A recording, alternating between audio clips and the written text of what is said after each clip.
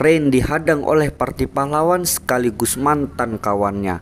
Karena setelah ini mereka akan bermusuhan, yang mana tanpa adanya rasa malu karena sudah membuat Rain menderita, orang itu malah meminta bantuan dari seorang Rain. Kabur kabur, ada wibu. Apalagi saat mengetahui bahwa Rain adalah tuan dari dua ras terkuat. Ayolah, kurang satu ini. Rain diminta membantu parti pahlawan menaklukkan hutan sesat yang dari namanya saja udah kita tahu itu membuat orang tersesat, dan disitulah peran dari Rain yang akan memanfaatkan hewan yang dikontraknya untuk menunjukkan jalan agar tidak tersesat. Tersesat.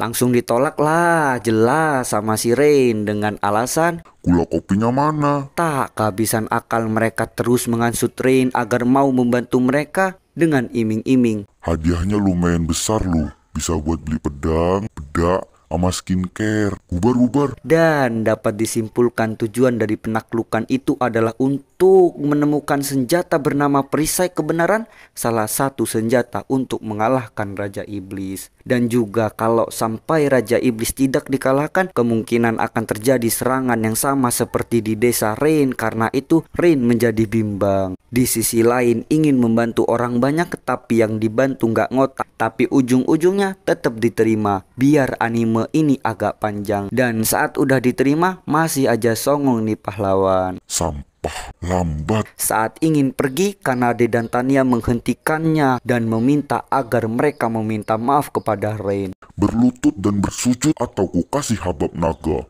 Baru digituin aja mereka udah takut, tapi namanya manusia yang merasa memiliki harga diri setinggi langit merasa direndahkan. Aku ini pahlawan bro, gak level dong. Langsung menghampiri Rain sambil berkata, Kalau punya peliharaan diajarin yang bener. Di kasur doang belajarnya. Rain langsung nonjok pahlawan itu sambil berkata yang didengar mereka semua, Siapa aja yang menghina calon istriku akan berurusan langsung denganku.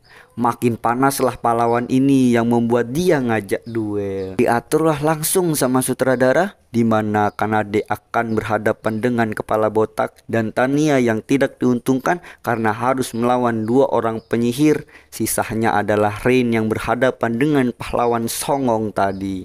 Pas bertarung si botak ikut merendahkan Rain dengan bilang, Kecil, punya Rain mah kecil. Kanade marah dan langsung mengulti si kepala botak. Jir, ulti badang. Tadi ngomong apa? Si botak pun ikut mengeluarkan ultinya. Pedang api pembelah keadilan. Tuil.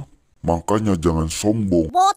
Nggak terima si botak yang malah membuat Kanade menggunakan separuh kekuatannya. Pengen pulang. Masih saja ngejek yang langsung saja dieksekusi. Tendangan si Madun. Cool. Lanjut ke Tania yang melawan dua orang penyihir yang katanya jago main mid lane, tapi kenyataannya Shoot. Efek gelembung.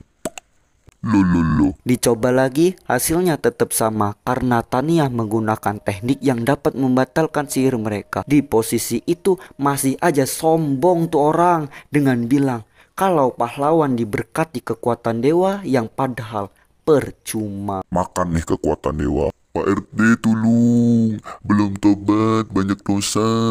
Tapi bohong. Saking takutnya sampai mereka pingsan. Semoga mereka tobat. Lanjut ke Rain yang bernostalgia dengan Arios yang katanya sang pahlawan karena sebelumnya mereka adalah teman jadi-jadian. Kita berantem kenapa ya? Plok, lu celamitan bangsat. Bertarunglah mereka yang dimana didominasi oleh Arios dengan kecepatan berpedangnya. Kok diem anjir? Bukan MC namanya, kalau nggak menang keadaan pun berbalik. Buk.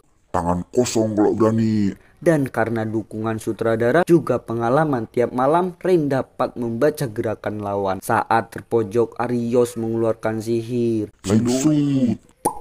Nggak sampai di situ, masih banyak lagi sihir yang dikeluarkannya. Rain pun menjinakkan lebah penyengat di keadaan seperti itu. Dan akhirnya Buk. Kanan lockout, kiri lobby. Dua. akhir yang happy ending karena kemenangan mereka dari parti pahlawan. Maaf ya aku beban. Tamat ending yang mengendingkan.